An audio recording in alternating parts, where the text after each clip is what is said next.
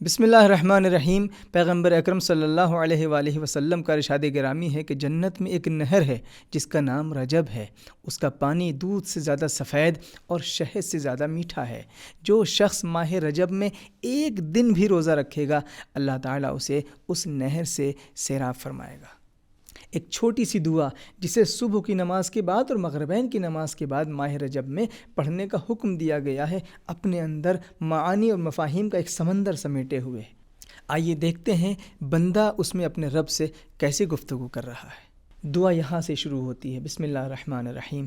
یا من ارجوہ لکل خیر، اے وہ ذات جس سے میں ہر خیر کی امید رکھتا ہوں، اے وہ ذات جو ہر برائی کے وقت میں جس کے غضب سے خود کو محفوظ سمجھتا ہوں، اے وہ رب جو تھوڑے سے عمل پر بھی بہت کچھ عطا فرما دیتا ہے، جو مانگنے والے کو بھی دیتا ہے اور جو نہ مانگے، جو نہ پہچانے، اس کو بھی اپنی رحمت اور اپنے فضل سے عطا فرماتا ہے۔ اے میرے مالک، میں تجھ سے دنیا اور آخرت کا ہر خیر مانگتا ہوں۔ اے میرے اللہ، میں تجھ سے دنیا اور آخرت کی ہر برائی اور ہر شر سے پناہ طلب کرتا ہوں۔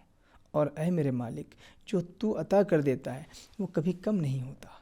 یاد رکھیں، رجب غفلت سے بیداری، گناہ سے توبہ اور خود سے خدا تک کا سفر کا مہینہ ہے۔ یہ مہینہ ہمیں شعبان کے راستے رمضان المبارک تک پہنچاتا ہے، لیکن شرط یہ ہے کہ ہم رجب کو سمجھیں، جانیں اور اس کو برباد اور ضائع نہ ہونے دیں۔ نبی کریم کا ارشاد گرامی ہے کہ ماہ رجب اللہ کا مہینہ، ماہ شعبان میرا مہینہ اور ماہ رمضان المبارک میری امت کا مہینہ ہے۔ اس مہینے میں سب سے اہم کام تزکیہ نفس ہے، یعنی اپنے نفس کو گناہوں سے پاک کرنا، اور یہ وہی چیز ہے کہ جس کو 11 قسمیں کھا کے خداوند عالم نے قرآن مجید میں فرمایا کہ قد افلح من زکاہا۔ 11 قسموں کے بعد اللہ نے یہ بات کہی کہ کامیاب ہے وہ شخص کہ جس نے اپنے نفس کو پاک کر لیا۔ چھوٹے سے چھوٹے گناہ کو بھی معمولی نہ سمجھیں، اپنی نیت، نظر، زبان اور دل کی حفاظت کریں۔ غرور، تکبر، حسد، کینہ، غیبت، ریاکاری، ان جیسی بیماریوں سے لڑنے کا آج ہی عزم کریں اور اپنے اندر ہمت پیدا کریں۔ ماہ رجب ہم سے کہتا ہے خدا سے قریب ہونے کے لیے پہلے خود کو پاک کر لو۔ اور کون سا انسان ہے کہ جس سے غلطی نہیں ہوتی، جس سے گناہ نہیں ہوتا، لیکن اللہ کی نظر میں محبوب ہو جاتا ہے وہ جو پلٹ کے اللہ کی بارگاہ میں آ جاتا ہے۔